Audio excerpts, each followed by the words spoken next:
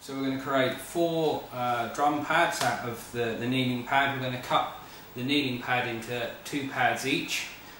So we're going to take our tape measure and we're going to measure 16 centimetres on the B&Q kneeling pads, or just divide the pad in half if they're a different manufacturer. So we're just going to take our tape,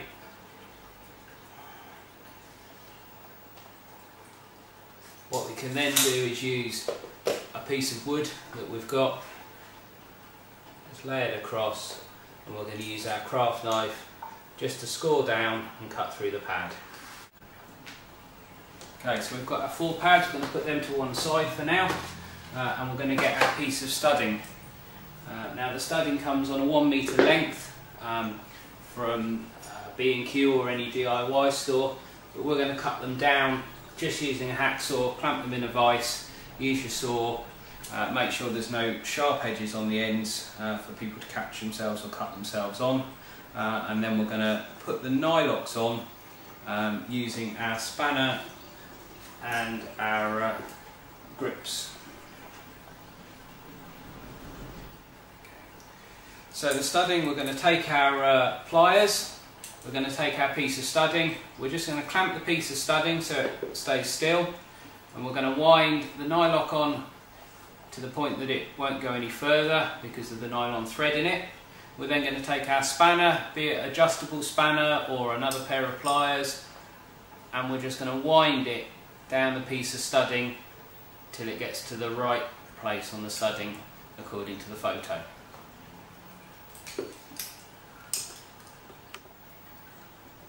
Okay, so we've got our piece of studding, the 2 long pieces of studding.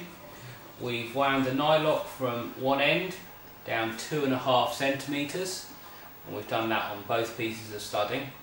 On the shorter piece of studding, we've wound the bottom one down 9 centimetres from the end, and the top one down 2 centimetres from the end. These are just rough measurements at the moment. We may need to adjust them when we put the drum kit together, but it will put things more or less in the right place.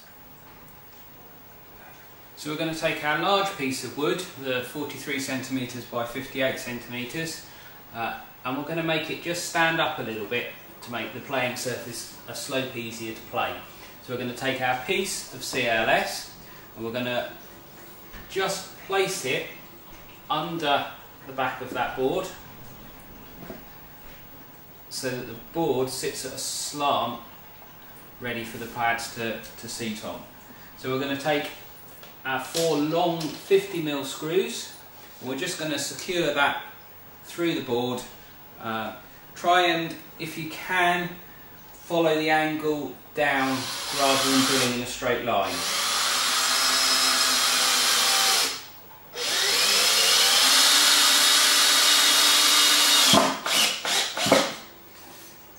If you don't have an electric screwdriver, you could just glue this using the glue that we're going to use later on.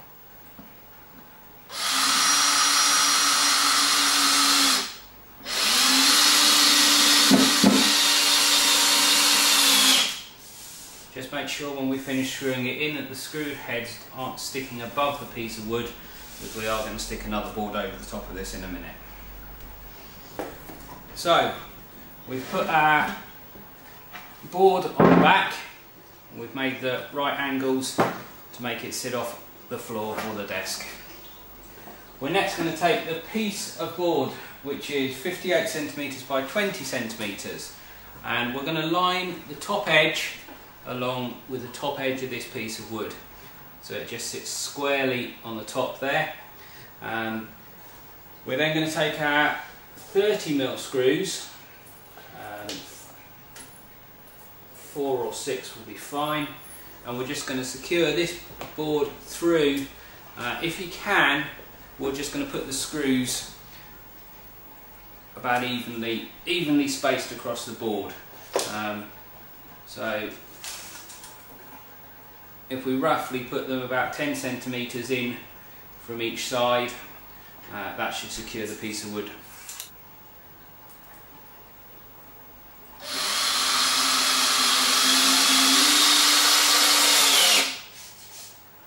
And then the other 2 screws can just go in the centre, making a triangle just to hold the bottom edge of the board down.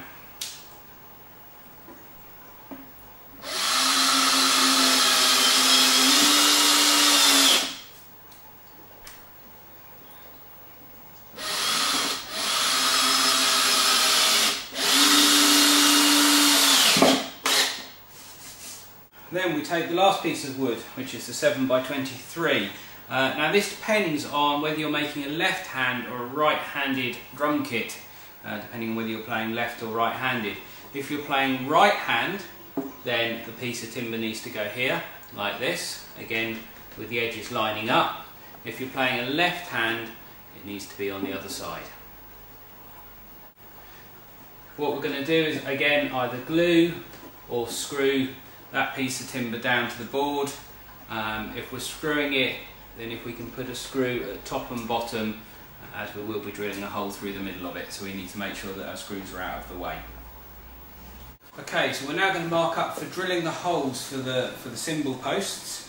So we're going to measure 11 centimetres from the edge, and just put a mark. And we're going to measure 2 centimetres from this back edge, and put a mark. And where those two lines cross, that's where the first hole will be. On this end, we're going to measure 5 centimetres across,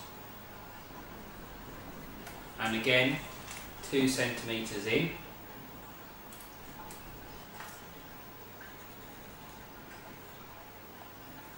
If you were making a left-handed drum kit, you would reverse those around so that the 11 was on this side and the 5 was on this side.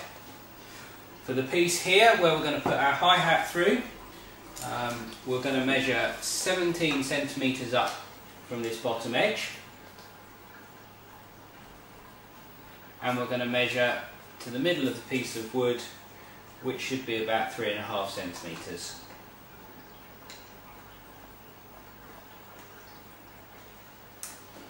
So we've got the 3 positions where we're going to put the studding through. Okay, so we take our 8mm drill bit,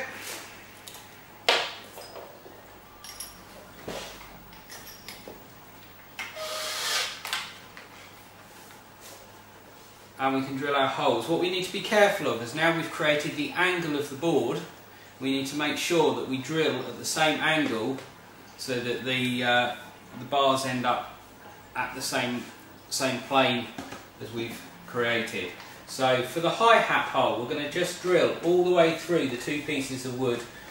Do be careful not to drill through your floor or worktop. Put a piece of wood under it if you're not sure. And we're just going to drill straight through to make an 8mm hole.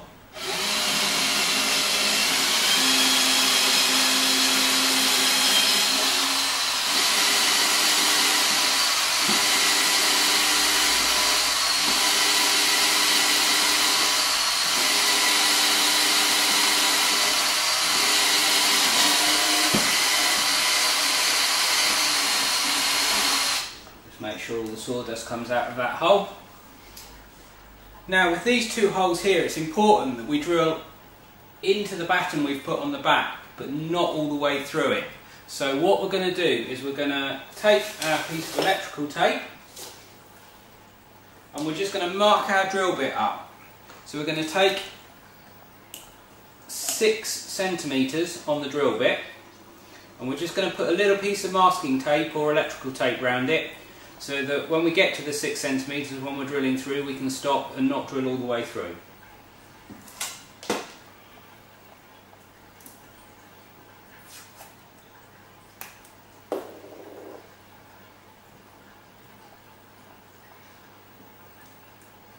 Just wrap it nice and tight, and that acts as a marker for us when we're drilling through. We then can drill our other 2 holes down to the 6 centimetre depth. Remember to drill at the same angle as the board.